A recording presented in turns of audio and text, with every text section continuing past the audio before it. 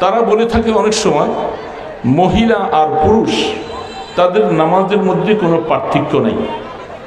মহিলাদের নামাজ আর পুরুষের নামাজে আপনারা বলেন, এতদিন ওলামায়ে কেরাম আপনাদেরকে কি শিখাইছেন? পার্থক্য আছে না নাই?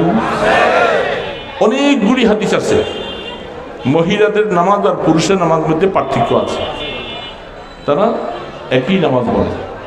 মহিলারা যত জড়সড় হয়ে চেপে চেপে নামাজ পড়বে, তারা পুরুষের মতো হাত উঁচু করবে না, রানের গোড়ায় খোলা রাখবে না।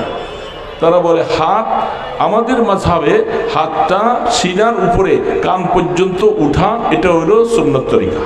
আর তারা উঠাবে সিনার এই পর্যন্ত, যেটা মহিলারা উঠায়। আল্লাহ, সিনার উপরে উঠবে না হাত, এটা মহিলাদের জন্য আমরা বলে থাকি। কিন্তু পুরুষের জন্য হাত উপরে উঠানো হুকুম। কিন্তু এখন ওনারা মহিলাদের মতো সাজ